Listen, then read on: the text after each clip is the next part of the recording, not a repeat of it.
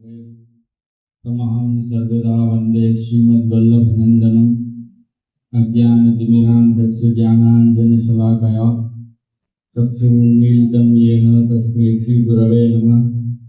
नमामि हृदये शेषे लीलाक्षीराब्धिधायिनं लक्ष्मीसहस्रलीलाभिः सेव्यमानं कलानिधिं चतुर्भिश्च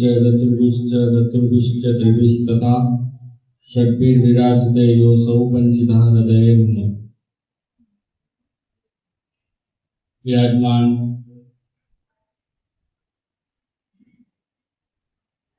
श्री नवनीतलाल प्रभु श्री माखनसर प्रभुના ચરણોમાં શ્રીમદ આચાર્ય ચરણ, શ્રીમદ મિથિલેશ પ્રભુ ચરણ, શ્રી હરિરાય મહાપ્રભુ, શ્રી ગુરુ ચરણો, શ્રી પિતૃ ચરણોના ચરણોમાં પ્રણામ કરી આજે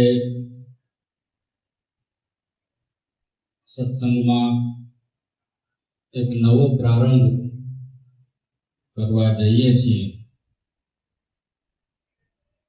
ભગવત કૃપાથી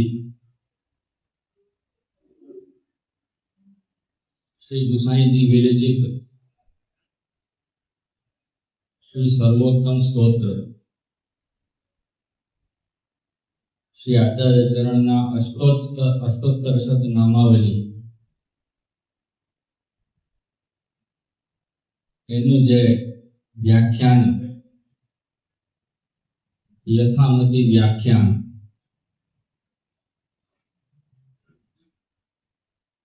के जे श्री आचार्य चरण ने श्री गुसाईजी की कृपा थी संभव थाशे।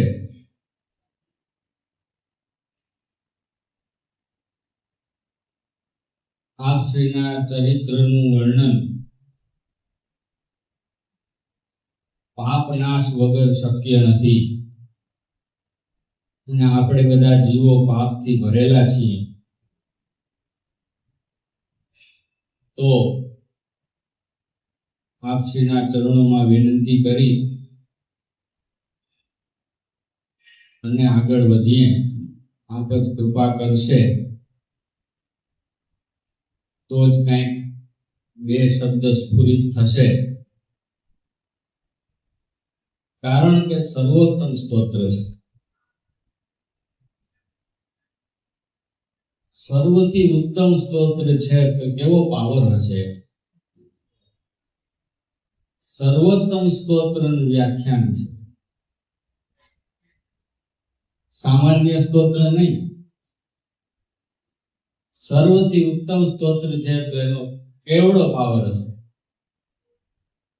एना माटे आपणामां कोई जातनो पावर नथी के एनुं व्याख्यान करी शकीए। प्रभुए कृपा करीने प्रेरणा करी, पूज्य श्री काकाजीनी आज्ञा मळी तो बे घड़ी नानो सूनो प्रयत्न करवा जई रह्यो छुं। बाकी हूँ विद्यार्थी हतो, विद्यार्थी छूं अने विद्यार्थी ज रहीश। जीवनना अंतकाल सुधी विद्यार्थी रहीश। मारामां कोई एवी शक्ति नथी के हूँ आ व्याख्यान करी सकूं दिव्य ग्रंथोनो। व्याख्यान तो दूर, विद्वानो सामे बेसीने प्रश्न पूछवानी हिम्मत नहीं, विद्वान सामे बेसवानी शक्ति नहीं। एटले ज आपणी मूंछ नीची छे। आमां देखाय छे के आंकड़ा चढ़ावेला देखाय छे, मोहरवा नीचे उतरे तेवी देशो जराय शक्ति नहीं आंकड़ा चढ़ाववानी। तो विद्वानों ने खास मारी विनंती, मने एक बालक जाणी जे काई भूल थाय ए बालक जाणीने क्षमा करजो। सर्वोत्तम स्तोत्र नो प्रारंभ श्री गुसाईजी संपूर्ण वेदनो अर्थ एक श्लोक में बतावे छे। प्राकृत धर्मानाश्रयम् અપ્રાકૃત નિખિલ ધર્મ રૂપમિતિ નિગમ પ્રતિપાદ્યમ યત તત્શુદ્ધમ સાકૃતિમ સ્તૌમિ.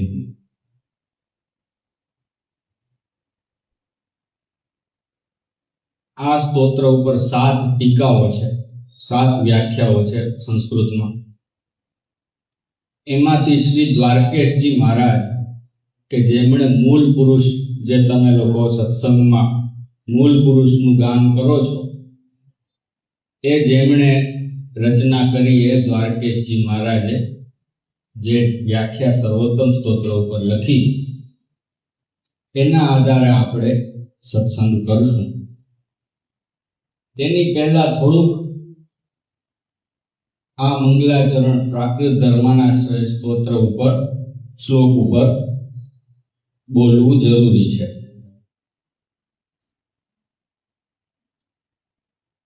વિશ્વમાં જેટલા પણ જે સિદ્ધાંતો છે, વિદ્વાનો છે, એ બધા વિદ્વાનો જે છે એમાં 3 પ્રકારની માન્યતા છે. એ શ્રી ગુસાઈજી આપ બતાવે છે. પહેલા સૌથી ત્રીજા નંબરના જે વિદ્વાનો છે, એ એવું માને છે કે ભગવાન જે ઈશ્વર છે, ચોથા નંબરના તો ઈશ્વર છે એમ જ નથી માનતા. એને તો આપણે શાસ્ત્રમાંથી જ કાઢી દેવાના છે. એ તો માનતા જ નથી કે ઈશ્વર છે. ઈશ્વર જેવું કાંઈ છે જ નહીં, હું જ ઈશ્વર છું એમ માને છે. એને તો આપણે સાઈડમાં જ કરી દેવાના છે. જે ઈશ્વરને માને છે એમાં 3 જાતના છે. એમાંથી જે ત્રીજી જાતના છે છેલ્લા, એ એવું માને છે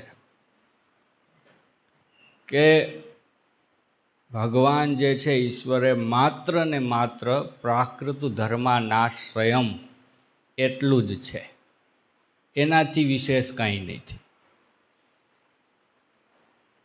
એ ઈશ્વર કેવા છે તો કે પ્રકૃતિના જે ધર્મો છે, સાત્વિક, રાજસ અને તામસ ધર્મો, એનાથી બંધાયેલા નથી, એનાથી અલગ છે. હવે પ્રકૃતિના ધર્મો છે એમાં તો બધું આખું વિશ્વ આવી ગયું. એના પ્રકૃતિ સિવાય તો કાંઈ બીજું બહારે છે જ નહીં. આખું બ્રહ્માંડ જે છે એ પ્રકૃતિની અંદર જ છે. તો બ્રહ્માંડની બહાર જે છે એવા ઈશ્વર છે. ત્યાં સુધી આવી અને એ ત્રીજી જાતના જે વિદ્વાનો છે એ સ્ટોપ થઈ જાય છે. ત્યાં એનો મત સ્ટોપ થઈ જાય છે. કેવા છે ઈશ્વર તો કે નિરાકાર છે, સાકાર નહીં. કારણ કે પ્રકૃતિના ધર્મોથી અનાશ્રિત છે. એ લોકોના મગજમાં એવો કન્સેપ્ટ જ નથી કે પ્રકૃતિના ધર્મો સિવાય બીજા કોઈ ધર્મ હોય, એવું એને ખબર જ નથી. એને એમ જ છે કે જો છે ધર્મ તો એ પ્રકૃતિની અંદર જ છે, બીજા એકેય ધર્મ છે જ નહીં. કાં તો પ્રાકૃત ધર્મ છે ને કાં નિરાકાર છે. બેમાંથી એક વસ્તુ થાય, ત્રીજું ન થાય. એવા વિદ્વાનોની શ્રેણી સૌથી છેલ્લી છે. એનાથી ઉપર કયા ધર્મો, કયા સિદ્ધાંતો આવે છે કે જે અપ્રાકૃત નિખિલ નહીં, ખાલી અપ્રાકૃત ધર્મરૂપ ઈશ્વર છે એમ માને છે. પ્રાકૃત ધર્માનાશ્રય તો છે જ ઈશ્વર, એની સામે અપ્રાકૃત ધર્મરૂપ છે. નિખિલ શબ્દ નથી આવતો એ લોકોમાં. અપ્રાકૃત ધર્મરૂપ છે ભગવાન. એ લોકો હજી થોડાક આગળ વધ્યા કે હા, ભગવાનમાં ધર્મ છે. આનંદ રૂપ છે ભગવાન, એમ માને છે. એની બહાર પ્રકૃતિ છે, ભગવાનની બહાર. તો નિખિલ, નિખિલ શબ્દ ક્યારે આવે તમે સમજો વાતને. નિખિલ શબ્દ એટલે નિશેષણ ખિલમ, કાંઈ બાકી ન રહે, બધું પોતાની અંદર સમેટી લે તો નિખિલ શબ્દ લાગે. હવે બધું પોતાની અંદર આવે તો પ્રકૃતિ આવી જાય, દુઃખ પણ આવી જાય ને મૃત્યુ પણ આવી જાય. રાગ દ્વેષ રોગ શોક મોહ જંજાળ બધો આવી જાય અંદર. એના ભયથી એ વિદ્વાનો પ્રકૃતિને બારે કાઢે છે ભગવાનમાંથી. જો બારે નીકળી ગઈ તો નિખિલ રહ્યું નહીં, સીમિત થઈ ગયા ભગવાન. તો નિખિલ કાઢી નાખો તો બચે અપ્રાકૃત ધર્મ રૂપમ. તો અપ્રાકૃત ધર્મ રૂપ છે ભગવાન, એટલે કે એમના ઈશ્વર જે છે એ એવા દિવ્ય ગુણોવાળા છે, આનંદ રૂપ છે, પણ એમાં સત અને ચિત્ત નથી, ખાલી આનંદ છે. સત અને ચિત્ત એની બારે છે એવું માનનારા છે, એટલે નિખિલ નથી. એ વચલા વિદ્વાનો છે. અને એના સિવાય ઉપર સર્વશ્રેષ્ઠ વિદ્વાનો બ્રહ્મવાદી છે, કે જે ગીતાજીમાં બતાવ્યા છે, વેદમાં બતાવ્યા છે, બ્રહ્મસૂત્રમાં બતાવ્યા છે અને ભાગવતમાં બતાવ્યા છે, કે જેઓ અપ્રાકૃત નિખિલ ધર્મ રૂપ માને છે. એ આપણા શુદ્ધાદ્વૈતના વિદ્વાનો છે. બધું જ ભગવાનની અંદર છે. તો પછી મૃત્યુ, તો કે મૃત્યુ ભગવાનનું રૂપ છે. દુઃખ, દુઃખય ભગવાનનું રૂપ છે. હાય હાય, તો દુઃખ ભગવાનનું રૂપ છે તો ભગવાન સુખરૂપ કઈ રીતે થયા? કેવલ આનંદમય કઈ રીતે થયા? જો દુઃખને પણ ભગવાનની અંદર લઈ લેશો, પ્રકૃતિને પણ લઈ લેશો, તો વિપ્લવ થઈ જશે. તો કે સાંભળો, પ્રાકૃત શબ્દ જ ક્યારે બને છે? કે જ્યારે નાશવંત હોય.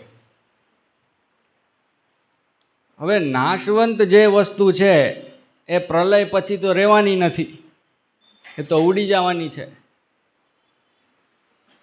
આજે આપણને જે અહીંયા દુઃખ છે એ કાંઈ કાયમી થોડી છે, એ તો ટેમ્પરરી છે.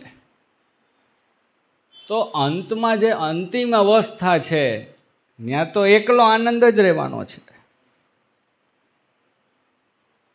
તો પછી પ્રકૃતિને પણ ઈશ્વરની અંદર માની લેવામાં શું વાંધો છે? બધું ભગવાનની અંદર જ છે, તો જ તો એ ભગવાન છે.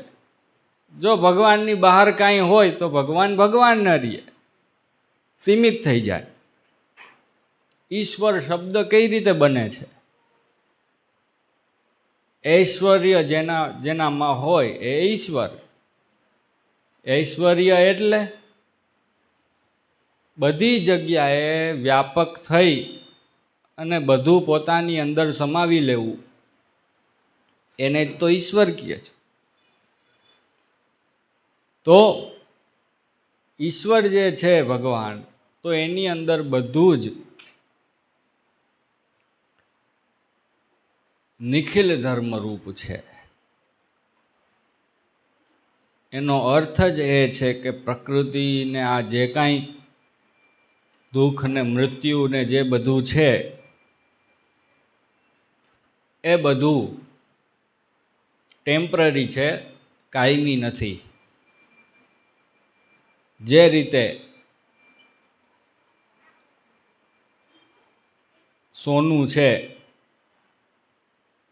તો સોનું જ્યારે સોનાનું બિસ્કિટ તમે હાથમાં લ્યો, પછી એ સોનીને આપો એટલે એ ઘડીને એનો હાર બનાવે. તો હાર જે છે એ પણ સોનું જ છે, અને ફરી પાછું એને ઓગાળીને બિસ્કિટ બનાવો એ પણ સોનું જ રહેશે. ખાલી હાર બન્યો છે, જેટલા વર્ષ માટે બન્યો છે એ ટેમ્પરરી બન્યો છે, છેલ્લે તો સોનું જ છે. તો ભગવાન પોતે જ આ જગતરૂપ બને છે, વિશ્વરૂપ બને છે, ટેમ્પરરી બને છે, કાયમી નથી. કાયમી તો પોતે આનંદરૂપ જ છે. તો શું ત્યાં પ્રકૃતિ નથી? તો કે નહીં, છે. ત્યાં ગોલોકધામમાં સત પણ છે, ચિત્ત પણ છે. જો સત અને ચિત્તને તમે ભગવાનની બહાર કાઢી દો તો ભગવાન સીમિત થઈ જાય. અપ્રાકૃત ધર્મરૂપ રહેશે પણ અપ્રાકૃત નિખિલ ધર્મરૂપ નહીં થાય. નિખિલ શબ્દ તો જ આવશે કે સત અને ચિત્તને ભગવાનની અંદર તમે માનો, જે રીતે વેદ માને છે. તો મહાપ્રભુજીનો સિદ્ધાંત જ એ છે કે એવું નથી કે ભાઈ તમારું જે અક્ષર બ્રહ્મધામ જે સ્થાન છે, મોક્ષનું સ્થાન, એમાં તમને કાંઈ વિશ્વ દેખાશે જ નહીં. તમે જાશો ત્યાં તમારે આંખો જ નહીં હોય, ઝાડવા જ નહીં હોય, સૂર્ય ચંદ્ર જ નહીં હોય, એવું નથી. શૂન્ય અવકાશ જ હશે, માત્ર અંધકાર જ હશે નકરો, એવું નથી. એ ખોટી માન્યતા છે. ત્યાં અનેક જાતના વન છે, પુષ્પો ખીલે છે, ફળ ફૂલ છે, સૂર્ય ચંદ્ર છે, બધું છે. પણ એ બધું પ્રાકૃત ધર્મ નથી, અપ્રાકૃત ધર્મ છે. કારણ કે બધું સત અને ચિત્ત ભગવાનની અંદર છે. તો સત અને ચિત્ત ભગવાનની અંદર રહેશે તો પૃથ્વી એ રહેશે, ઝાડવાય રહેશે, સૂર્ય ચંદ્ર રહેશે, બધું રહેશે. ખાલી ટેમ્પરરી પ્રાકૃત બને છે, કાલચક્રમાં આવે છે, વરી કાલચક્રની બારે નીકળી જાય છે, પાછા નિત્ય થઈ જાય છે. એટલે જ બધું નિત્ય છે. જગત પણ સત્ય છે, જીવ પણ સત્ય છે, બધું જેમ છે એમ સ્વીકારી લ્યો. મહાપ્રભુજીનો સિદ્ધાંત અદ્ભુત છે. એકેય વસ્તુમાં એમ નથી કહ્યું, આજ્ઞા એમ નથી કરી કે આ ખોટું છે, આ ન માનો. બધું ભગવાનની અંદર છે, પણ ટેમ્પરરી બને છે. આજે જ્યાં અમદાવાદ છે એ કાલે નહીં રહે. પ્રલય થશે, આખી પૃથ્વી ફરી જવાની છે. હસ્તિનાપુર ક્યાં છે આજ ખબર છે કોઈને? નામો નિશાન ઉડી ગયું છે. તો પછી ખાલી 5000 વર્ષમાં જ તમે જોઈ લ્યો, હસ્તિનાપુર તો આખા ભારતનું મેન દિલ્હી સેન્ટર હતું. આજે ક્યાં છે એ જ ખબર નથી. તો જે કાંઈ મૃત્યુ, દુઃખ, આ બધું છે, બધું ભગવાનની અંદર છે, પણ ટેમ્પરરી છે. મૂળ રૂપમાં પણ બધું છે, પણ એ બધું આનંદરૂપ છે, અપ્રાકૃત રૂપ, નિખિલ ધર્મરૂપ છે. આ વસ્તુ સમજવાની જરૂર છે. એવું નથી કે વચ્ચેના જે વિદ્વાનો છે એને આપણે સન્માન નથી આપવાનું, એવું નથી. ત્રીજા નંબરના છે ને એને નથી આપવાનું, એને ક્યારેય સન્માન નથી આપવાનું. કે જે ભગવાનને નિરાકાર માને છે, અપ્રાકૃત ધર્મ હોય એવું એને ખબર જ નથી, એવા જે વિદ્વાનો છે એને આપણે સન્માન નથી આપવાનું.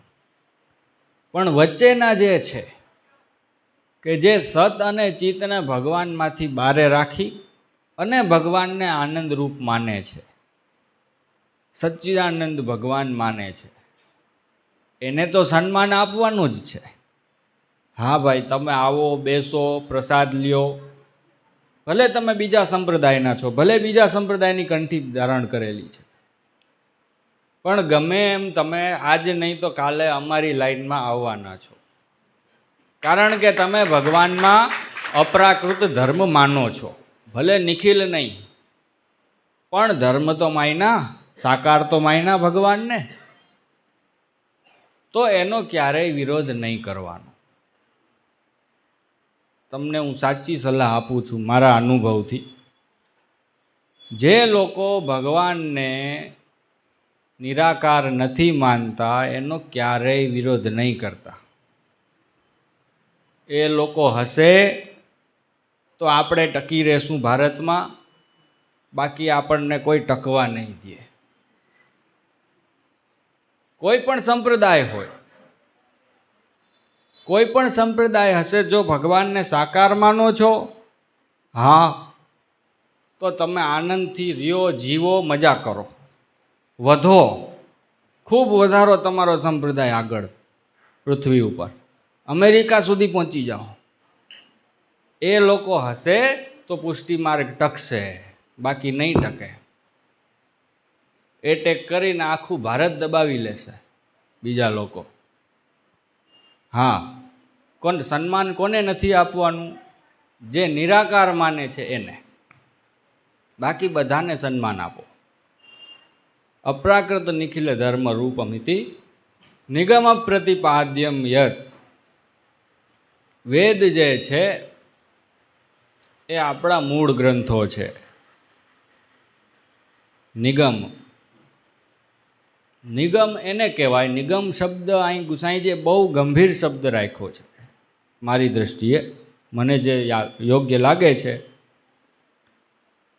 કે નિગમ શબ્દનો એ અર્થ થાય છે કે નિશેષણ ગમન. જે વસ્તુ વાંચ્યા કે સાંભળ્યા પછી તમારે એની સામે પ્રૂફ માંગવાની જરૂર ન પડે એને નિગમ કહેવાય છે, નિગમન કહેવાય છે. જે વેદના વાક્યો તમે સાંભળો કે વાંચો, પછી એમાં એમ પૂછવાની જરૂર ના પડે કે ભાઈ આ તમે કહો છો એ સાચું છે ખોટું છે, સાબિત કરો. જેમ કે ગીતાજી છે, શ્રી ભગવાન વાચ યો મે ભક્ત સમે પ્રિય. ભગવાન પોતે આજ્ઞા કરી દે છે, ભાઈ જે મારો ભક્ત છે મને પ્રિય છે, બીજો યોગી પ્રિય નથી. જે ભક્ત નથી એ પ્રિય નથી, કાયદેસર ગીતાજીમાં વચન છે ભગવાનનું. તો એમાં પછી તમારે ગીતાજીનું વાક્ય આવી ગયું એટલે ફૂલ સ્ટોપ. પછી એમાં કંઈ એમ પૂછવાની જરૂર નહીં કે ભાઈ આ કીધું હશે કે નહીં કીધું હોય. એ વાત જ ખોટી છે. વ્યાસજીએ મહાભારતમાં ગીતાજીનું પ્રકાશ કર્યો છે. ભગવાને ગીતાજી પ્રગટ કર્યા છે પોતે અર્જુનની સામે, અને ત્યાં સુધી ભગવાને કૃપા કરી છે. બાકી તો અર્જુને સમજી ગયો હતો. 9મા અધ્યાય 10મા અધ્યાય સુધી અર્જુનના ગળે વાત બધી ઉતરી ગઈ હતી. છતાં પણ પ્રભુએ આજના આપણા જેવા પાપી જીવો માટે પ્રૂફ ઊભું રહીએ એ માટે 11મા અધ્યાયમાં અર્જુન પાસે શંકા કરાવી કે આપે કીધું છે એ સાચું છે કે ખોટું છે, મને બતાવો. એટલે પ્રભુએ દિવ્ય દ્રષ્ટિ આપી અને વિરાટ રૂપ બતાવ્યું આખું. તો નિગમ એને કહેવાય કે જ્યાં આપણે પ્રૂફ માગવાની જરૂર ન પડે. આજ્ઞા, જેને આપણે કહીએ ભાઈ આજ્ઞા છે, વાત પૂરી. તો નિગમ એટલે આજ્ઞા. નિગમ પ્રતિપાદ્યમ યત.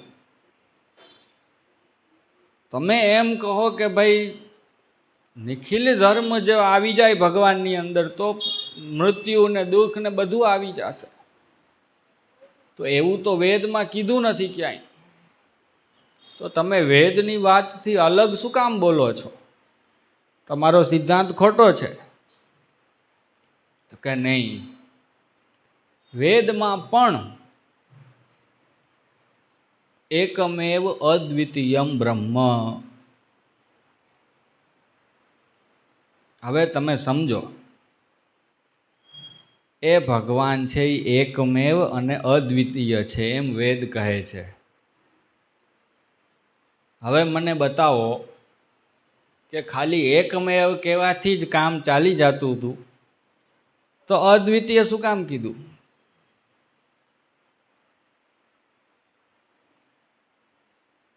ત્યાં કાંઈ એવી વેદ જે છે એમાં એવી ભૂલ થોડી થાય કે ભાઈ અહીંયા શબ્દો ખૂટે છે તો 4 શબ્દ ઉમેરીને શ્લોક પૂર્તિ કરી નાખો. એ તો જે એક એક શબ્દ ત્યાં તો ચ ને હી ને તત ને એવા જે વૈ વા એવા એક એક શબ્દનો પણ ગંભીર અર્થ છે વેદમાં. તો એ વેદમાં કંઈ એવું થોડી હોઈ શકે કે ભાઈ આ એક જગ્યા ખૂટતી હતી 4 અક્ષરની તો અદ્વિતીય મૂકી દો શબ્દ. એવું વેદમાં ન થાય. એ તો આપણી માણસની બુદ્ધિ એવી, મનુષ્ય બુદ્ધિ પાપથી ભરેલી છે એટલે આપણે ભૂલ થાય છે. વેદ તો વેદ છે. તો એ 2 વાર વારંવાર કહે છે, રિપીટ કરીને. પહેલા કહે છે એકમેવ, બીજું કહે છે અદ્વિતીય. અદ્વિતીય શું કામ કીધું? કે જો તમે એકમેવ માનો અને પછી એ સત અને ચિત્તને જો બારે રાખો ભગવાનની બારે, તો તમે શ્રેષ્ઠ બ્રહ્મવાદી નથી. તમને મધ્યમ ફલ મળશે, સાયુજ્ય સુધી મળશે વધીને, એનાથી ઉપર નહીં મળે, પહેલું ફળ નહીં મળે. એના માટે નિખિલ માનવું પડશે.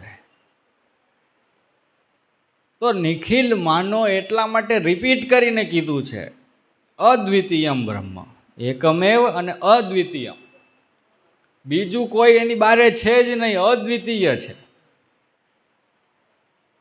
તો વેદ પણ જે નિખિલ ધર્મરૂપ, અપ્રાકૃત નિખિલ ધર્મરૂપ બ્રહ્મને માને છે, તો એ જ બ્રહ્મને ડાયરેક્ટ મહાપ્રભુજીએ સ્વીકારી લીધા છે. એમાં આપણે ખોટું શું કહ્યું છે? તો વેદનો જે સિદ્ધાંત છે એ જ મહાપ્રભુજીનો સિદ્ધાંત છે. કોઈ લેશ માત્ર પણ ફેર નથી. લક્ષણામ નૈવ વક્ષ્યામી ન ન્યૂનાદ અન્ય પૂર્ણમ.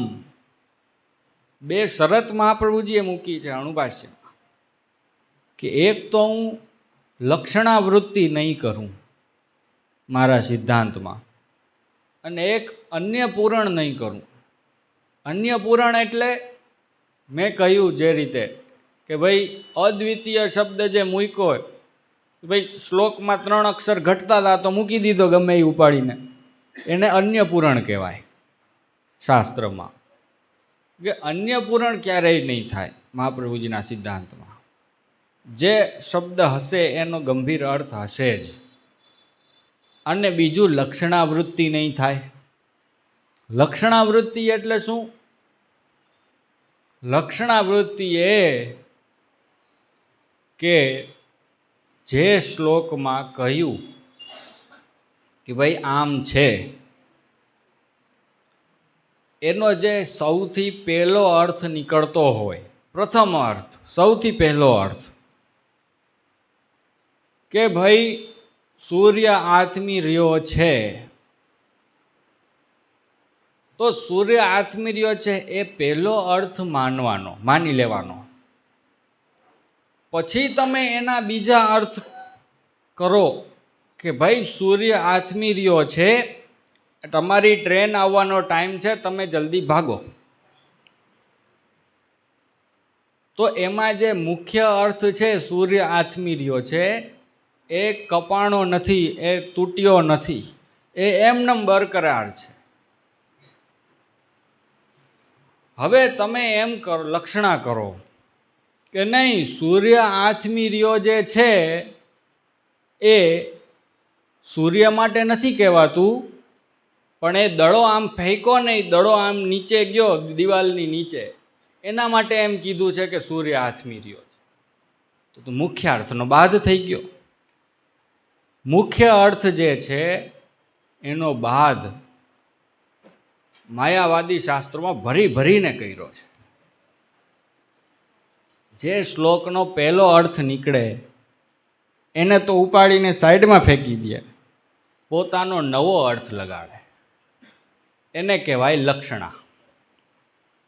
લક્ષણા ન થવી એના માટે એક જ નિયમ છે, મુખ્ય અર્થનો બાદ ન થવો જોઈએ. મુખ્ય અર્થને એમનેમ તમે લખી લ્યો. પહેલાં તો જેમ છે એવો જ લખી લેવાનો, પછી એનો જવાબ દેવાનો કે ભાઈ આમ છે એટલે આમ છે. પણ તમે મુખ્ય અર્થને જ ઉપાડીને ફેંકી દો, એમ તો કેમ ચાલે? જે રીતે પથ્થર તરે છે એમ ગ્રાવાણ પ્લવંતી વેદમાં આવે છે. વેદમાં કહ્યું છે પથ્થરો તરે છે. હવે તમે એનો એવો અર્થ લગાડો કે કાળા કાળા બતક તરે છે એટલે અહીંયા પથ્થર તરે છે એમ કીધું, કારણ કે પથ્થર કાળા હોય છે. તો મુખ્ય અર્થને તો તમે બાદ કરી નાખો, નવો અર્થ લગાડ્યો. તો તમારો આખો સિદ્ધાંત વેદનો જે કહેવાનો અર્થ છે એ તમે તોડી નાખો, નવો અર્થ કરી નાખો. પણ નહીં, મહાપ્રભુજીના કોઈ પણ સિદ્ધાંતમાં ક્યારેય મુખ્યાર્થનો બાદ નહીં થાય. પથ્થરો તરે છે તો હા તરે છે, ફાઇનલ છે જ. હવે એનો જવાબ આપવાનો છે કે એ રામ અવતાર વખતે રામ સેતુ બનાવવા વખતે જે તૈરા પથ્થર એનું વર્ણન છે ભાઈ. તો એમાં મુખ્ય અર્થનો બાદ ક્યાં થયો? આવ્યું સમજમાં?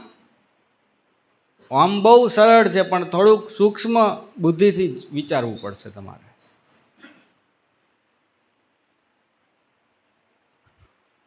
બૃહસ્પતિ સ્વામ અપામ મુદખિદત વેદમાં આવે છે એક જગ્યાએ કે બૃહસ્પતિ જે હતા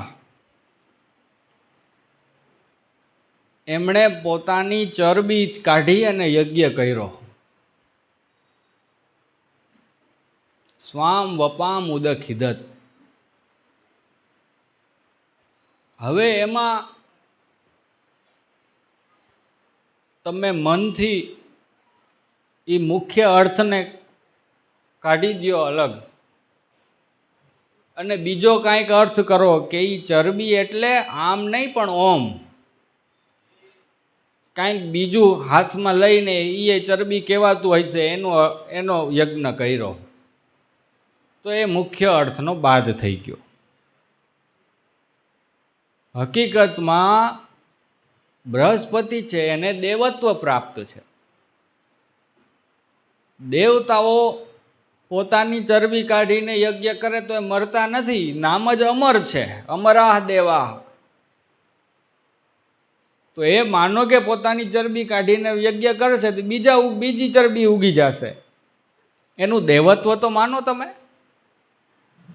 તો મુખ્ય અર્થનો બાદ મહાપ્રભુજીએ ક્યારેય નથી કર્યો. મુખ્ય અર્થ એમનેમ સ્વીકારી લેવાનું. દધીચી ઋષિ હતા, દધીચી ઋષિએ પોતાના હાડકા કાઢીને ઇન્દ્રને આપ્યા વજ્ર બનાવવા માટે. તો આપ્યા છે, વાત સાચી છે, હા છે એટલે છે. હવે તમે એમ કહો નહીં, દધીચી ઋષિ પાસે હાડકા જેવા પાવરવાળા બીજા મંત્ર હતા, એ મંત્ર આપ્યા, એવા બીજા લોકો અર્થ કરે છે. તો મુખ્ય અર્થનો બાદ થઈ ગયો. મહાપ્રભુજીના સિદ્ધાંતમાં મુખ્ય અર્થનો બાદ નથી. દધીચી ઋષિએ હાડકા આપ્યા તો આપ્યા કાઢીને, ફાઇનલ છે. તો એટલે નિગમ પ્રતિપાદ્યમ યત, મહાપ્રભુજીનો સિદ્ધાંત વેદની સૌથી નજીક સ્વયં વેદરૂપ જ થઈ ગયો. એટલે કૃષ્ણદેવરાયની સભામાં સામેવાળા ઢીલા પડી ગયા, મહાપ્રભુજીનો વિજય થયો. તો આ વસ્તુ અહીં સમજવાની છે કે મુખ્યાર્થ બાદ ન થવો જોઈએ. અને અન્ય પુરાણ ક્યાંય પણ શ્લોકમાં શબ્દો ઘટે છે એટલે મૂકી દીધા છે એવું નથી. એક ભાગવત તમે ભાગવત વાંચો છો વૈષ્ણવો, તમે વિચારજો, સુબોધનીજીના અને દર્શન કરજો. એક ચ ના ને તું શબ્દના ને વૈ શબ્દના ને એક અક્ષરના અર્થ છે. તો એ જ શાસ્ત્રની સાચી રીત છે. નિગમ પ્રતિપાદ્યમ યત, તત્શુદ્ધમ સાકૃતિમ સ્તૌમી, કે વેદમાં જે કહ્યા છે ભગવાન એને અમે માનીએ છીએ.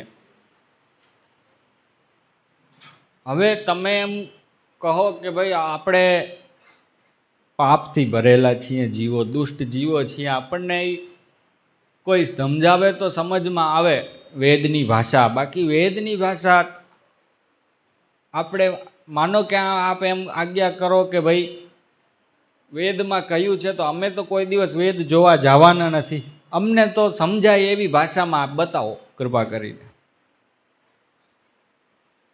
નિગમ પ્રતિપાદ્યમ એ જ બરાબર છે. ઉપર પ્રાકૃત ધર્મ અનાશ્રયમ અપ્રાકૃત નિખિલે ધર્મરૂપ મિતિ તો વેદમાં કહ્યું છે, પણ અમને સમજાય એવી ભાષામાં આપ કૃપા કરો.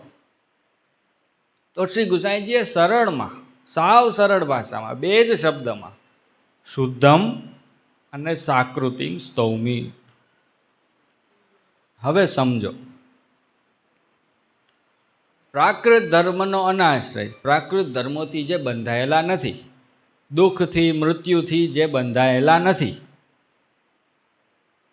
એટલે કેવા છે? શુદ્ધ છે. શુદ્ધ હોવાથી એ પ્રાકૃત ધર્મથી બંધાયેલા નથી. એટલે ઉપર જો તમને પ્રાકૃત ધર્માનાશ્રય શબ્દનો અર્થ સમજમાં ન આવે, ચિંતા કરવાની જરૂર નથી. નીચે શુદ્ધ વાંચી લ્યો, શુદ્ધ શબ્દ વાંચી લ્યો એટલે તમને સમજાઈ જશે. પ્રાકૃત ધર્મ અનાશ્રય કોને કહ્યું છે? તો કે શુદ્ધ છે. પછી અપ્રાકૃત નિખિલ ધર્મ રૂપ એટલે શું? જો એ સમજમાં ન આવે તો નીચે આપે આજ્ઞા કરી સાકૃતિમ સ્તૌમી, સાકાર છે. પહેલા પ્રાકૃત ધર્મથી બારે ભગવાનને માન્યા છે. તો શું નિરાકાર છે? તો કે ના, નિરાકાર નથી. સાકૃતિમ સ્તૌમી, સાકાર છે. ત્યાં શરીર પણ છે, આંખ પણ છે, મન પણ છે, નાક છે, જીહવા છે, હાથ પગ છે, બધું છે. વૃક્ષો છે, સૂર્યચંદ્ર છે, વર્ષા ઋતુ છે, બધી સુંદર શરદ ઋતુ, શરદનો રાસ છે ભાઈ. પણ ત્યાં દુઃખ અને મૃત્યુ નથી. શું કામે? કારણ કે પ્રલયની બારે છે અને આ પ્રલયની અંદર છે. એટલે અહીંયા ટાઈમ જાય છે, વૃદ્ધાવસ્થા આવે છે, મૃત્યુ થાય છે. હવે તમે આને જ ટેમ્પરરીને જ ફાઇનલ માની લ્યો તો પછી તમને નિરાકાર માનવા સિવાય બીજો રસ્તો જ નથી. પણ એવું નથી. વેદ કહે છે ત્યાં બધું જ છે, નિત્ય છે, અપ્રાકૃત છે. એટલે સાકૃતિમ સ્તૌમી.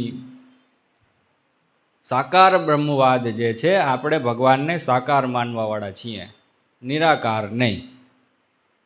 કોઈ એમ કહે કે ભાઈ આકાર છે, એ આકાર તો પ્રકૃતિથી જ આવે, પ્રકૃતિ સિવાય આકાર આવી જ ન શકે. તો એને કહેવાનું એક હજી ગંભીર સિદ્ધાંત અહીંયા આવે છે. થોડો કંટાળો પણ આવશે તમને, પણ મારે જરૂરી છે કહેવું. કારણ કે એક સાથે જ બધો સંગ્રહ થઈ જાય ને, રેકોર્ડિંગ પણ ચાલે છે, તો બધું એક સાથે જ કહેવાઈ જાય. કંટાળો આવે ભલે આવે, ભોગવી લેજો, બીજું શું. તો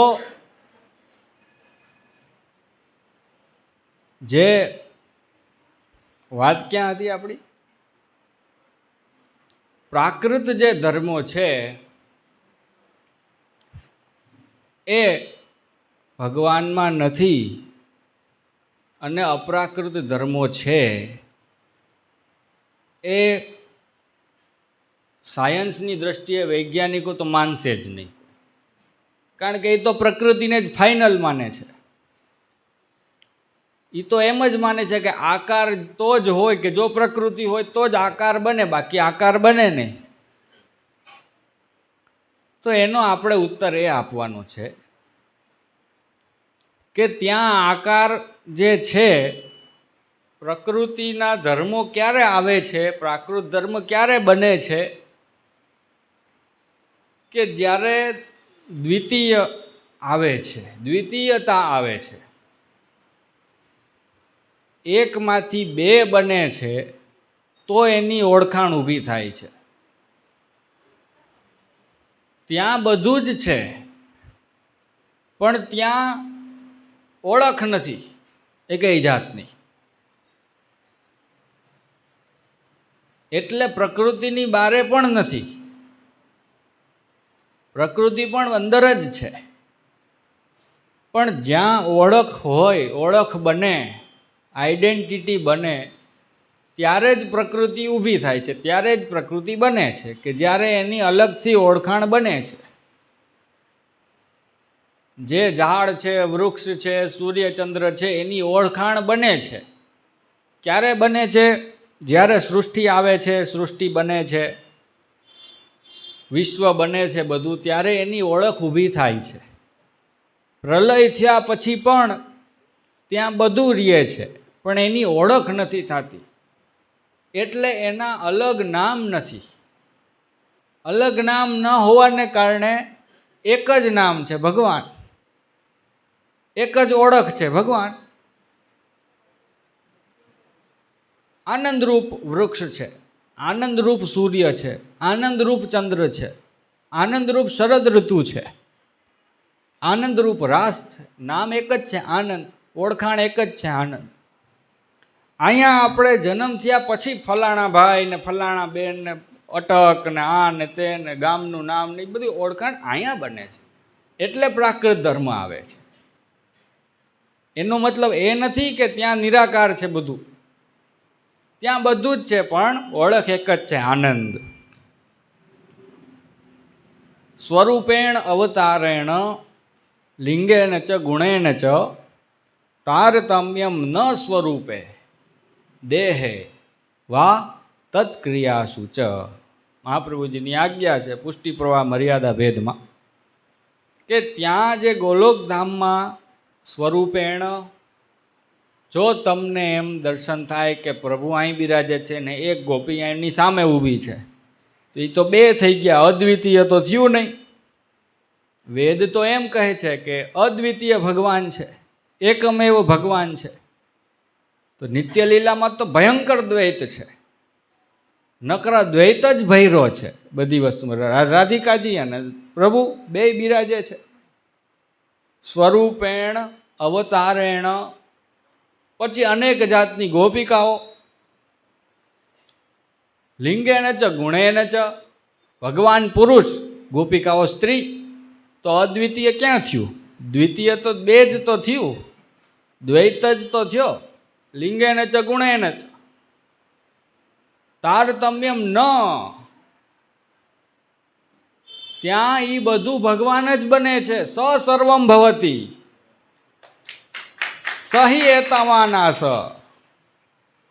સ એકાકી ન રમતે સ દ્વિતીય મૈચ્છત સહિ એતાવાનાસ યથા સંપરિષ્વક્તૌ સ્ત્રી પુમાંસૌ સ ઇમમેવ આત્માનમ દ્વેધા પાતય તસ્માત સ પતિશ્ચ પત્ની ચ અભવત. એ પોતે જ પતિ બન્યા છે, પોતે જ પત્ની બન્યા છે. ભેદ ક્યાંથી થયો? નાટક છે, આ બધું નાટ્ય છે. સમજો, નાટકમાં આ બધું બની રહ્યું છે, તમે એને સાચું માની બેઠા છો. આ બધું નાટ્ય છે. તો તારતમ્યમ ન સ્વરૂપે દેહે વા તત્ક્રિયાસુ વા. દેહનો પણ બે ભેદ નથી, એક જ ભેદ છે. ગોપી છે તો એ પણ પ્રભુ જ ગોપી બન્યા છે, રાધિકાજી પણ પ્રભુ જ છે. તત્ક્રિયાસુ છે, કોઈ પણ લીલા ત્યાં થાય છે, ઓળખાણ એક જ છે આનંદ રૂપ, બીજી કોઈ ઓળખાણ જ નથી. તો આ જે નિખિલ શબ્દ જે છે એ તમારે મગજમાં રાખવાનો છે. બહુ ગંભીર સિદ્ધાંત છે. એક જ શ્લોકમાં વિચારો શ્રી ગુસાઈજીની આપની કેવી કૃપા આપણા ઉપર કે આખો અણુભાષ્યનો સાર આ એક શ્લોકમાં આપી દીધો છે. એમાં પણ અપ્રાકૃત નિખિલ ધર્મરૂપ આ એક શબ્દમાં આખો સાર આવી ગયો છે. તો આ વસ્તુ તમે મગજમાં રાખો. આજે આગળ કાર્યક્રમ વિશેષ છે,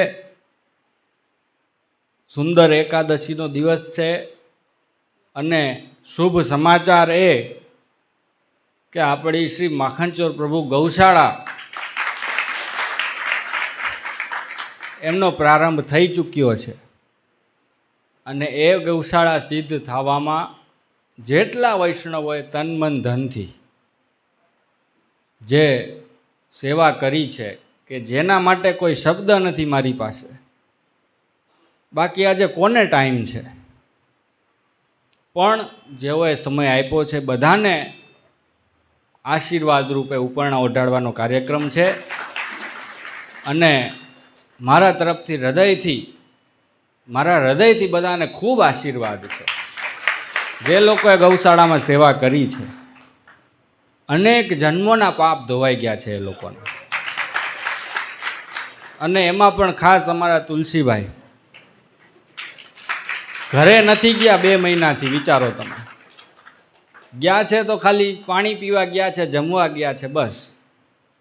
બાકી એનું ઘર જ ગૌશાળા બની ગયું છે. એવી સેવા આ લોકો કરે છે, એના માટે મારામાં કોઈ શબ્દો નથી મારી પાસે. ખૂબ આશીર્વાદ છે. મહાપ્રભુજી ગુસાઈજી આપ લોકો પર ખૂબ કૃપા કરે એટલું કહી સમાપ્ત.